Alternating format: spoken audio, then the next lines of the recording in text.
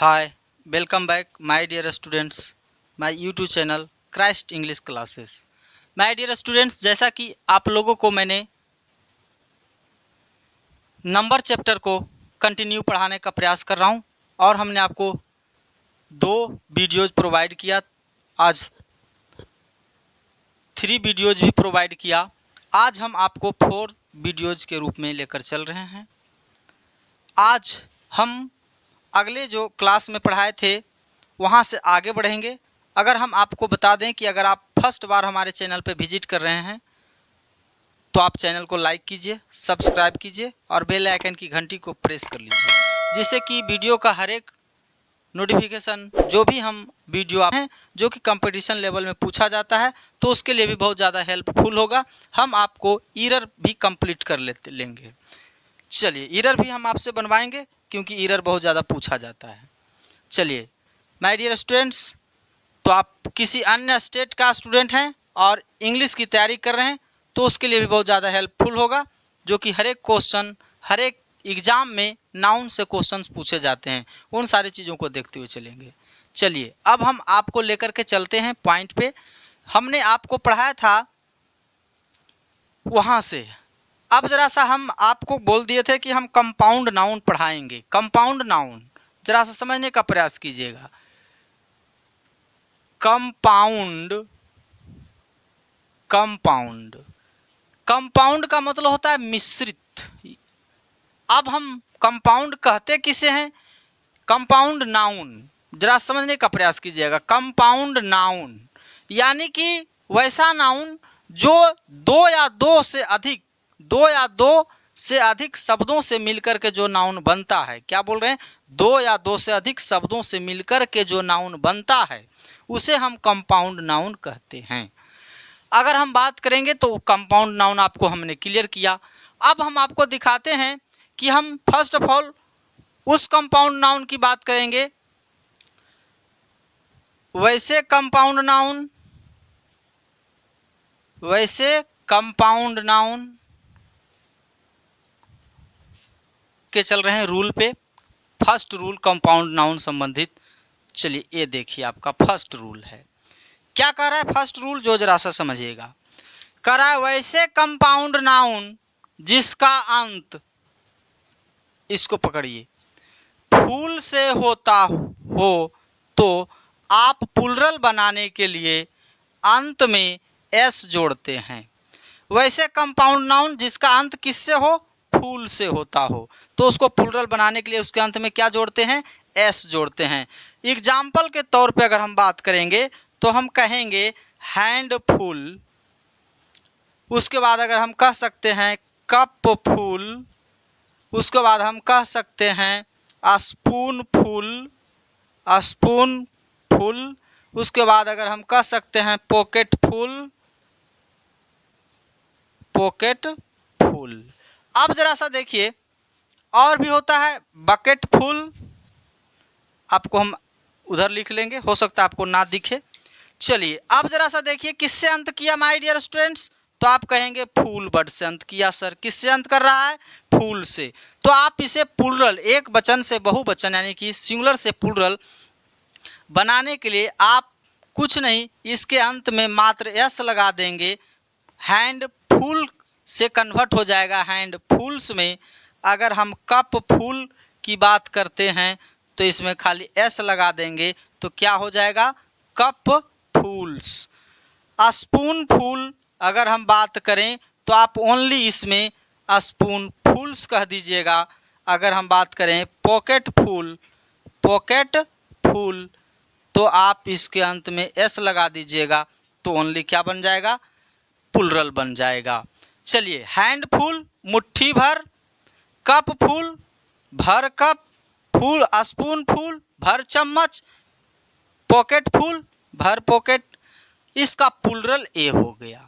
चलिए, हमने आपको कंपाउंड नाउन का फर्स्ट रूल से इंट्रोड्यूस किया, आपको समझ में आ गया होगा क्या कि जिस कंपाउंड नाउन के अंत किससे होगा? फूल से होगा, तो उसको प्लुरल बनाने के लिए उसको हम क्या करते हैं? उसके अंत में ओनली एस जोड़ते हैं।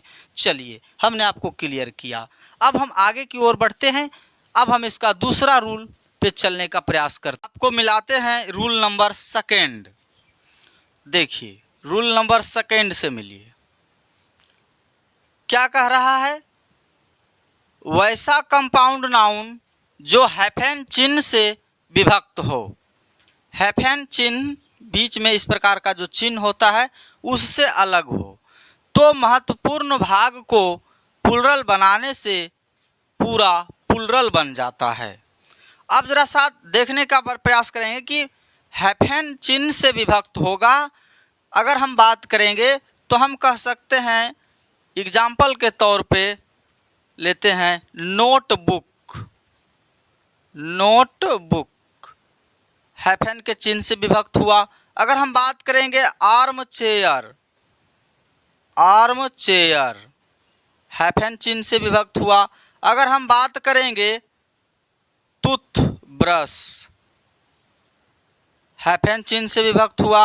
अगर हम बात करेंगे क्लासरूम, क्लासरूम हैफन चिन्ह से विभक्त हुआ। तो माय डियर स्टूडेंट्स, इसको महत्वपूर्ण भाग को हम प्लुरल बनाएंगे तो ये क्या बन जाएगा? प्लुरल बन जाएगा। तो चलिए हम इसको प्लुरल बनाते हैं, यानी कि ये सिंगुलर है। अब इसको हम क्या कहेंगे? देखिए पहले हम लिखते हैं नोट बुक। अब देखिए नोट में हम महत्वपूर्ण भाग नहीं है, हमारा महत्वपूर्ण भाग है बुक, तो हम उसमें प्लुरल किए उसको। चलिए आर्म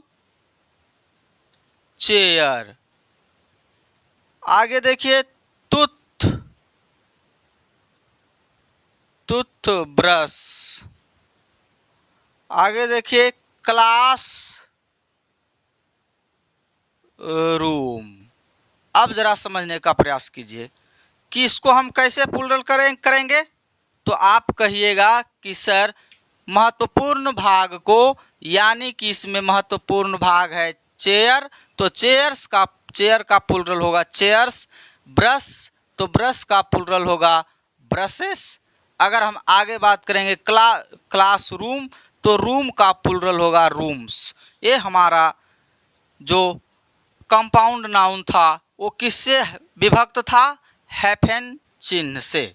चलिए अब हम आपको लेकर चलते हैं अगले रूल की तरफ। आप इसको स्क्रीनशॉट लीजिए या आप नोट कर रहे हैं तो नोट कीजिए वीडियो को रोक करके। चलिए आप ही को मैं बता रहा हूं क्योंकि हम महत्वपूर्ण पार्ट को भी आपको दिखाएंगे इसका। चलिए आगे देखिए, अब हम बात करते हैं रूल नंबर थर्ड कहेंगे, ताकि जिसका एक अंश प्रीपोजिशन हो। एग्जाम्पल के तौर पे समझने का प्रयास कीजिएगा। अगर हम लिखते हैं मदर इन लॉ, अगर हम लिखते हैं फादर इन लॉ, अगर हम लिखते हैं सिस्टर इन लॉ, डब्लू है। आगे अगर हम बात करेंगे तो हम लिख सकते हैं brother in law, brother in law. अब देखिए कि इसको प्लुरल बनाने के लिए हम क्या कहेंगे कि इसका एक भाग क्या है? प्रीपोजिशन है। अब जरा सा इसको क्या लिखेंगे हम? लिखिए मदर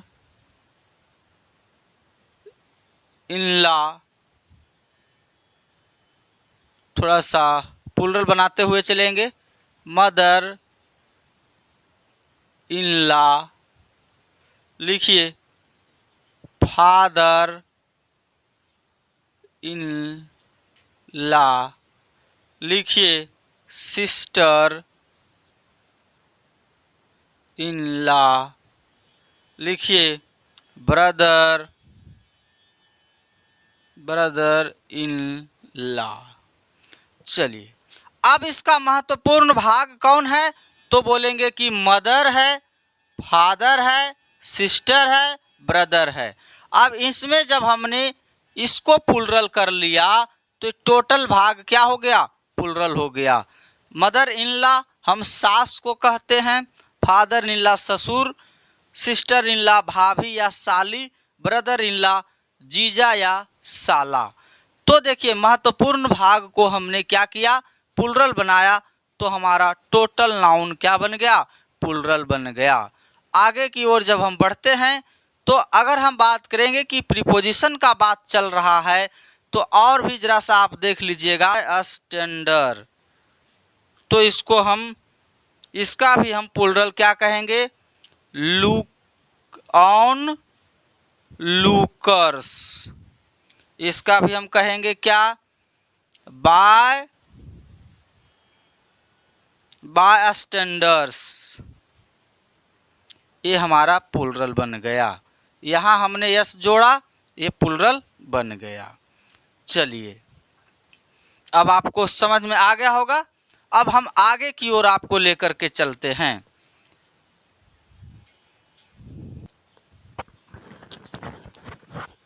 चलिए अब हम आपको लेकर के चलते हैं रूल नंबर 4 पे।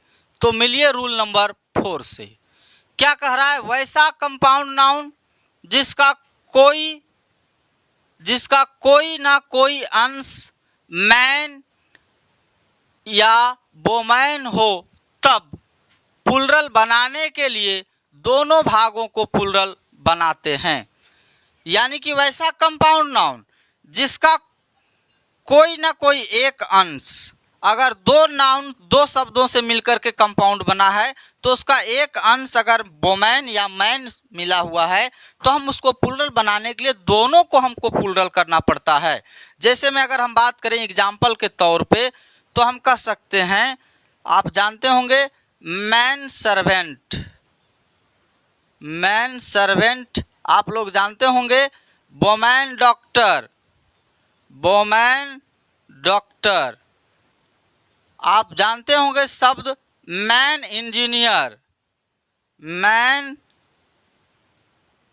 इंजीनियर। अगर इसी प्रकार से हम बात करें तो हम क्या देखने को मिल रहा है हमें कि इस एक भाग यहाँ इसमें मैन जोड़ा है तो यहाँ वोमैन जोड़ा है, यहाँ मैन जोड़ा है, तो दोनों भाग को हमको प्लूरल करना पड़ेगा। अगर इसका हम प्लूरल फॉर्म लिखेंगे तो हमको क्या लिखना पड़ेगा, यहाँ मैन का प्लूरल मेन करना पड़ेगा और सर्वेंट का सर्वेंट्स करना पड़ेगा। अगर हम वोमैन को देखें तो वोमैन कहना पड़ेगा और वोमैन फिर जो डॉक्टर वर्ड है उसका भी प्लूरल करना पड़ेगा, वोमेन डॉक्टर्स। यहाँ हमको करना पड़ेगा मेन इंजीनियर्स, ये हमारा प्लूरल हो गया। यहाँ डबल ई है, आपको साफ दिखे मैन इंजीनियर्स। देखिए ये हमारा रूल 4 था। चलिए अब हम आपको मिलवाते हैं रूल नंबर 5 से।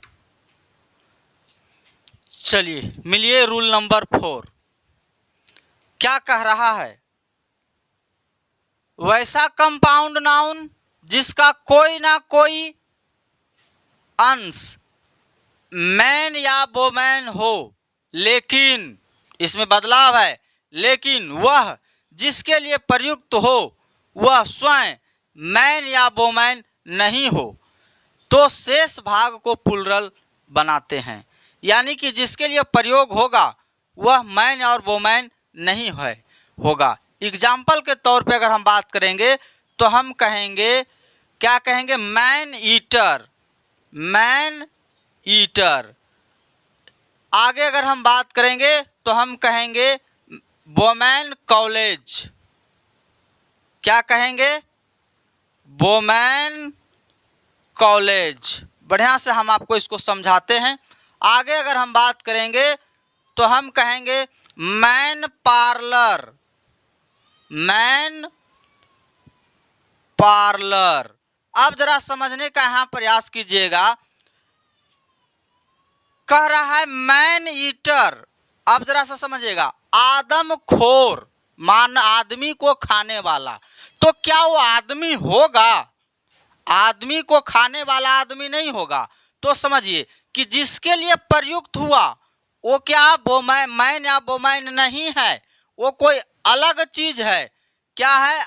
मैन ईटर, मानव को खाने वाला, आदमी को खाने वाला आदमी नहीं है, अलग चीज है। तो मैन किसके लिए प्रयोग हुआ? स्वयं मैन के लिए तो नहीं हुआ, वो अलग चीजों के लिए प्रयोग हुआ है। जो आदमी को खाने वाला कोई अलग जानवर या कुछ अलग चीज होगा जो आदमी को खाता है, तो मैन ईटर। वोमैन कॉलेज, यहाँ कॉलेज है वोमैन नहीं, वोमैन के लिए नहीं है। वोमैन किसके बात कर रहा है? कॉलेज का। तो यहाँ मेन बात किसका है? कॉलेज का है मेन बात। अगर हम बात करेंगे पार्लर, तो मैन पार्लर है, मैन पार्लर। तो यहाँ शेष भाग मैन और वोमैन को हटा दीजिए, शेष भाग क्या बचेगा?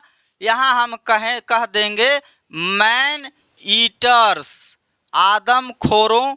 अगर हम कहेंगे वोमैन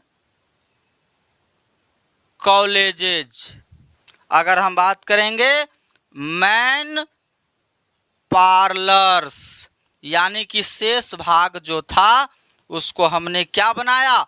प्लुरल बनाने से हमारा नाउन प्लुरल टोटल बन गया। चलिए हम अब आपको लेकर के चलते हैं अगले रूल पे, जरा सा आप उसको देखने का प्रयास। चलिए मिलिए रूल नंबर 5 से। क्या कह रहा है? वैसे कंपाउंड नाउन, देखिए रूल नंबर 5 से मिला रहे हैं आपको। देखिए बोर्ड पे देखिए, वैसे कंपाउंड नाउन जिसका कोई एक अंश क्या हो? नाउन हो, और दूसरा कोई अंश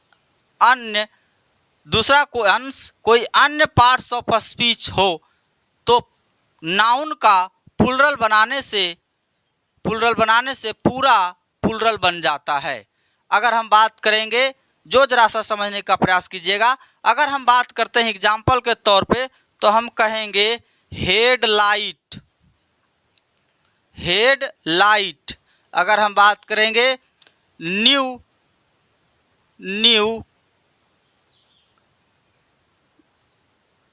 बॉय स्टूडेंट।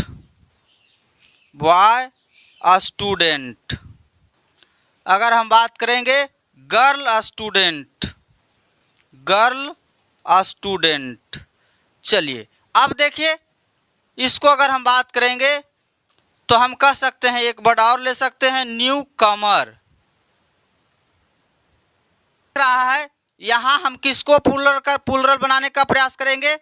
बनेगा तो यहाँ हम कहेंगे लाइट्स को करेंगे, यहाँ बेज को करेंगे, यहाँ स्टूडेंट को करेंगे, यहाँ कमर्स को करेंगे, तो ये हमारा वर्ड प्लुरल हो जाता है। चलिए हम अगले वीडियो में आपको मिलवाएंगे लैटिन शब्दों का प्लुरल जो होता है, जो हमारे लिए इम्पोर्टेंट फैक्ट होगा और कंपटीशन में भी पूछा जाता है। चलिए हम मिलते हैं नेक्स्ट वीडियो में। Bye bye, thank you.